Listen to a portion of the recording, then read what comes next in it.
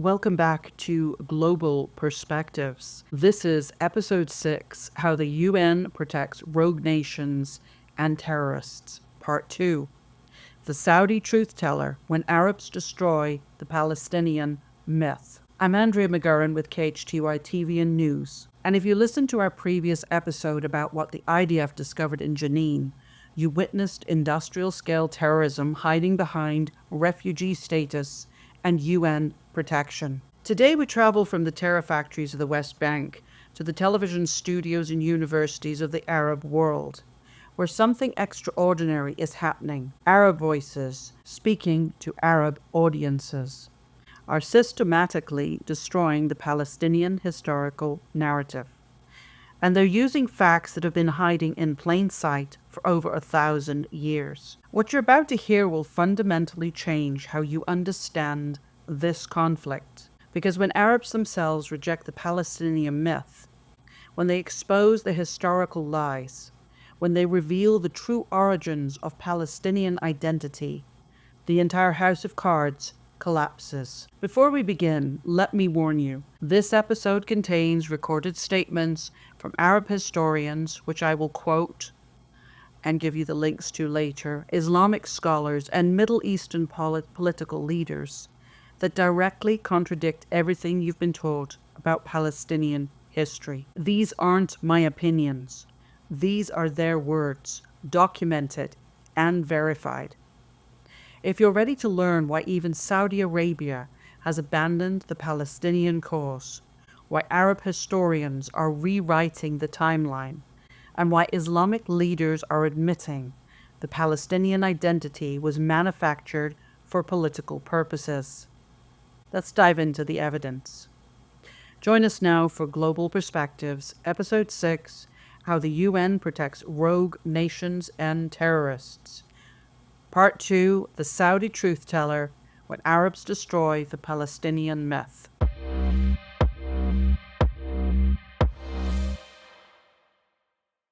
It was March 2024 when Saudi commentator Dr. Abdul Rahman al-Rashid appeared on NBC, one of the Arab world's most watched television networks. What he said next sent shockwaves throughout the Middle East.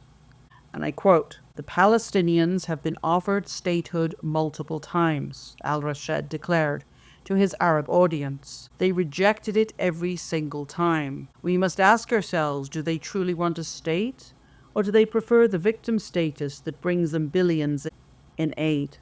Unquote. But it was another Saudi man speaking on Sahar TV YouTube, a channel watched predominantly by Muslims globally, who delivered the most devastating testimony ever recorded. His words were so shocking, so uncompromising, that they went viral across the Arab world within hours. And I quote, "I'm willing to spend the night with a Jew, not a Palestinian," the Saudi man declared to his stunned host.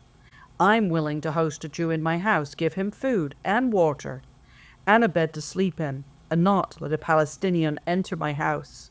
Unquote. This wasn't a fringe voice. This was a Saudi citizen speaking in Arabic on a Muslim television network, systematically destroying Palestinian claims using Islamic sources and Arab historical knowledge. What happened next on that Sahar TV YouTube broadcast will go down as one of the most important moments in modern Middle Eastern discourse. The Saudi man didn't just criticize Palestinian politics, he demolished their entire historical narrative using sources that Arab audiences couldn't dismiss. And I quote, "There's nothing Saudi Arabia didn't give you," he continued, addressing Palestinians directly. "It even established a state for you. King Fahad, when President Reagan asked him to finance the Contras rebel groups, he said, 'One good turn deserves another. Give me a Palestinian state.'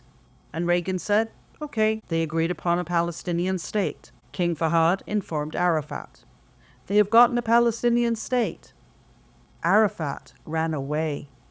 Unquote. The Saudi man's revelation about King Fahad's direct attempt to create a Palestinian state and Arafat's rejection of it was documented history that most Western audiences have never heard.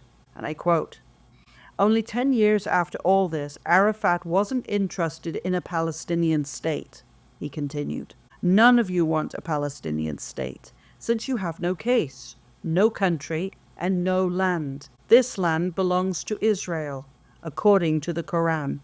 Unquote. Let me repeat that.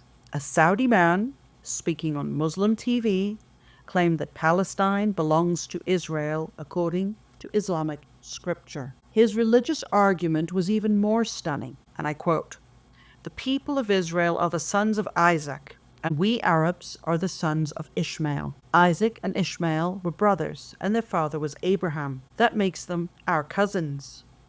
But where did you come from? How are you part of all this?" Unquote. Then came the demographic bombshell that sent shockwaves across Arab social media, and I quote, "You were scattered originally, gypsies, Mongols, Turkmens, Circassians, Romans, leftovers of other peoples. How are you part of all this? How are you part of us? The people of Israel live in their land, but you have no land, and you have no case. Don't try to fool us." Unquote. This wasn't anti-Palestinian rhetoric from Western sources. This was a Saudi citizen using Islamic theology and Arab historical knowledge speaking to a Muslim audience, and they were listening. But perhaps the most devastating moment in the Sahar TV YouTube broadcast came when the Saudi man addressed the Al-Aqsa Mosque, the supposed third holiest site in Islam that Palestinians claim as their own. And I quote, "And about the Al-Aqsa Mosque, just so you'll know, there's no such thing as Al-Aqsa in Jerusalem. There's only Al-Quds, Jerusalem. The Al-Aqsa Mosque mentioned in the Quran is located in Jordan, 29 kilometers from the city of Taif. There were two mosques there, Al-Aqsa, the further, and Al-Adna, the closer." Unquote. The Islamic historical evidence he presented was irrefutable. And I quote, "Your Al-Aqsa Mosque was built by Hisham in the year 682 AD. How could Muhammad visit a structure which was built in the year 682, 60 years after Muhammad has died? Who are you trying to fool?" Unquote. The Sahar TV YouTube host confirmed this devastating revelation. And I quote, "That's the biggest lie that pro-Palestinians tell you. And they said that Al-Aqsa was in Jerusalem before the Jews even came. That is wrong. Al-Aqsa is not even in Jerusalem. Al-Aqsa is in Jordan in Arabia. Nothing to do with Jerusalem." Unquote. He explained how the confusion began. Quote, "Because there was some sort of dispute between the Muslims of Damascus and the Muslims of Mecca, Medina, and they refused to do the Hajj.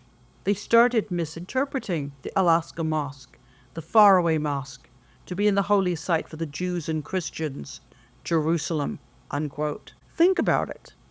Think about what this means. According to these Arab Islamic scholars speaking on Muslim TV, the entire Palestinian claim to Jerusalem's Al-Aqsa Mosque is based on a historical misinterpretation. Misinterpretation or deliberate lies. The conversation on Sahar TV YouTube took an even more dramatic turn when the Saudi man declared, quote, "You Palestinians, you are not Arabs. You have no land and no case." Unquote. The host interjected at this point, and I quote, "By the way, I disagree with this point. Palestinians are Arabs. They're Ottomans. To claim they're not Arab is wrong." Unquote. And I will add that DNA tests on some Palestinians have shown that there is some Arab in there. But let's be honest with you. DNA is extensive.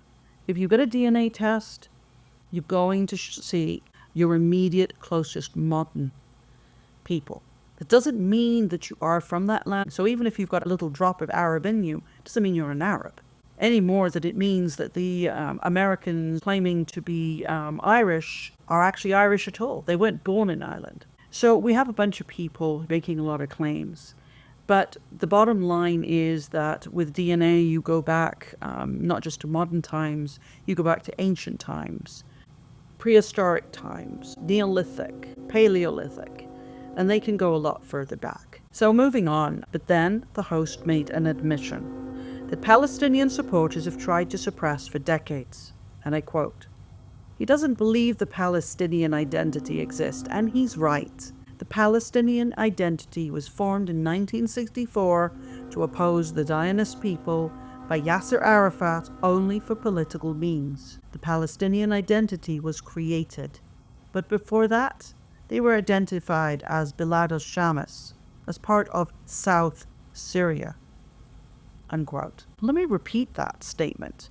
According to this Muslim TV host, speaking to a predominantly Muslim audience, Palestinian identity was artificially created in 1964 for political purposes. And not just political purposes. Yasser Arafat was the leader of the Palestinian Liberation Organization, the PLO, a terrorist group. So this was fabricated, according to these Saudis, and according, it seems, to history as well.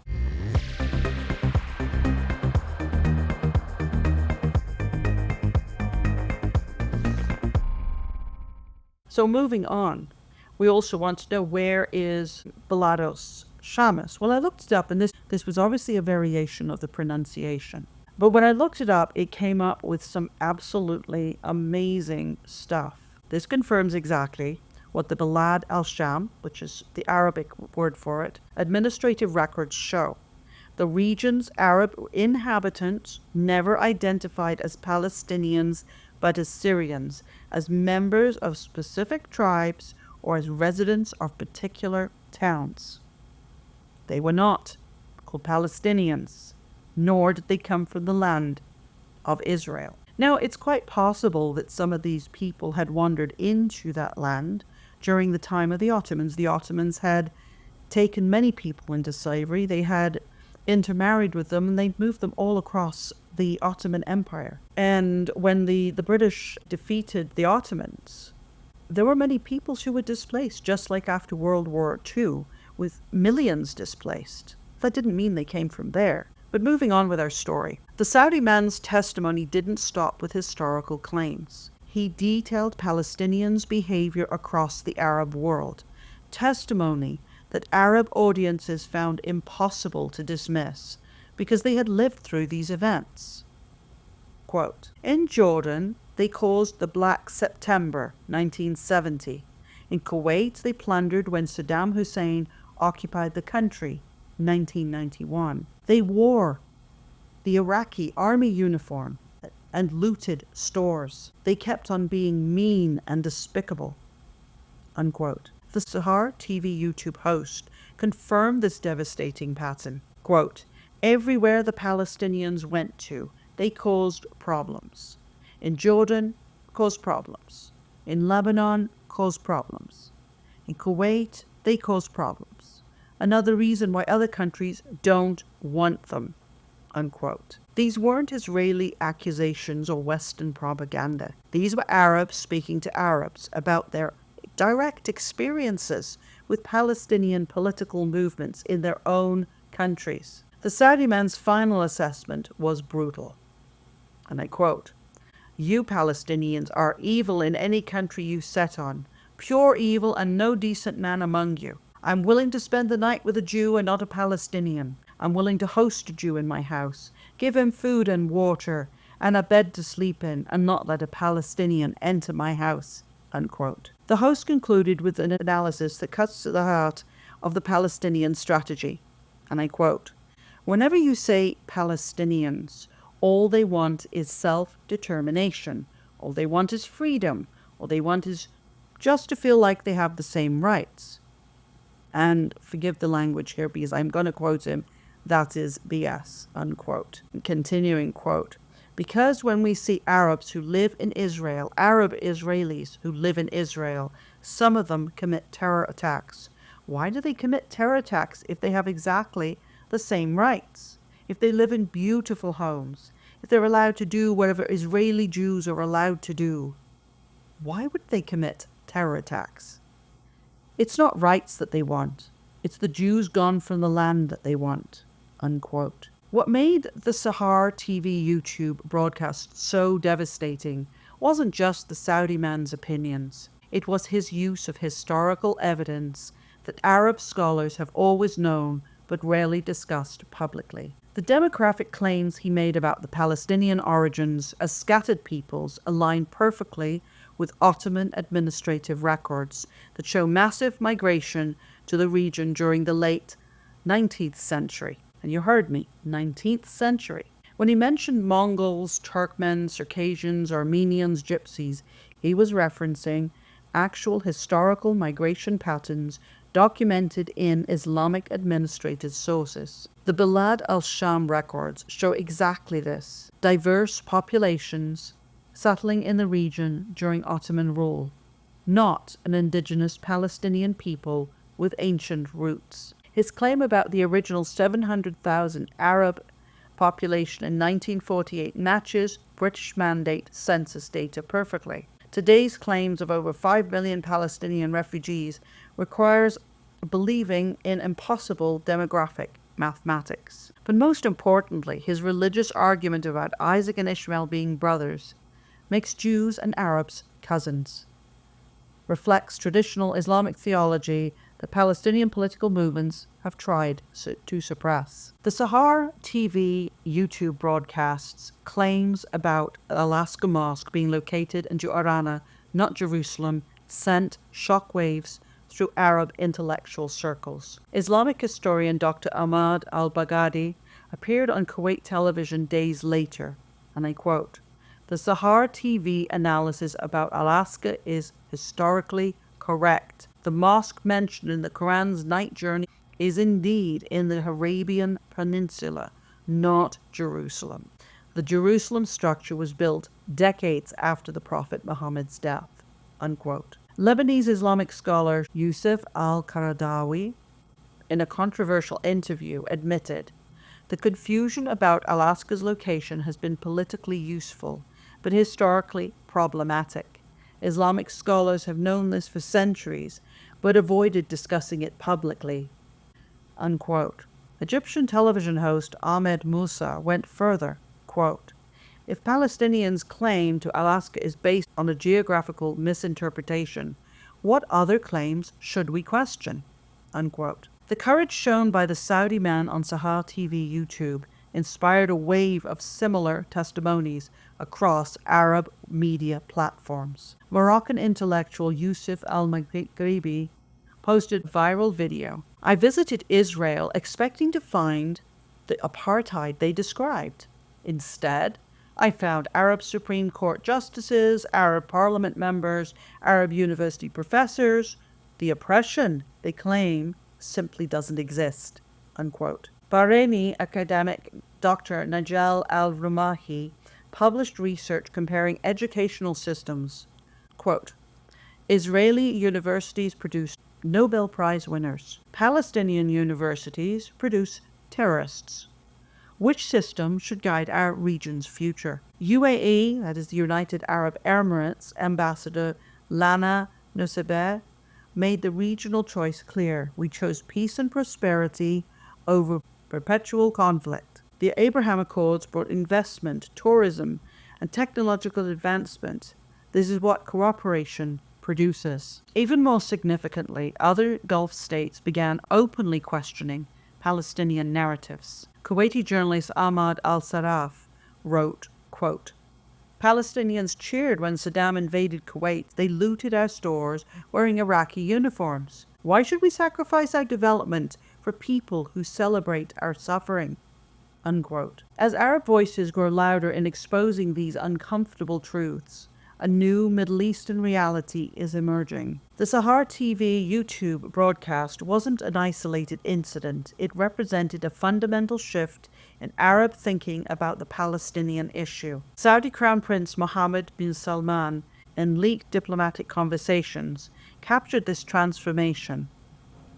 Quote, "Our young people want jobs, technology, and progress, not endless conflicts.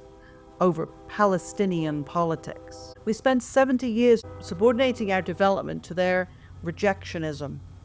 That era is over. The evidence is overwhelming from the Bilad al-Sham administrative records showing diverse population origins, to the 1924 Supreme Muslim Council acknowledging Solomon's temple on the Temple Mount and that it was Jewish, to contemporary Arab intellectuals systematically dismantling Palestinian historical claims. The Saudi man on Sahar TV YouTube said what millions of Arabs have been thinking privately.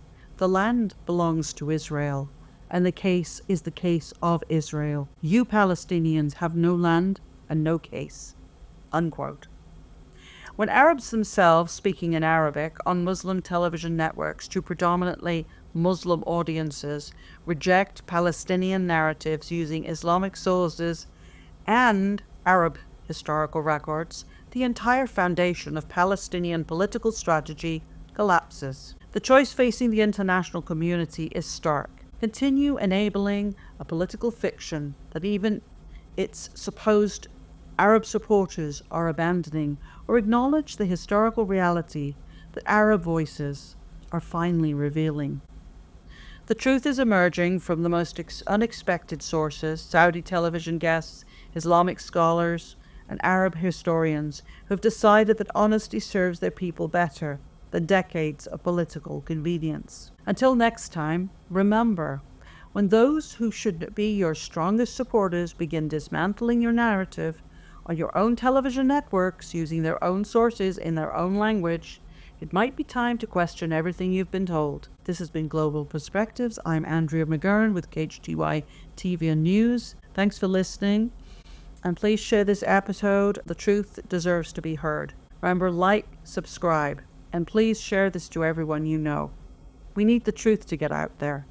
It's imperative. And tune in next time for the next part of episode 6. Part 3, terror supporters expose their true agenda.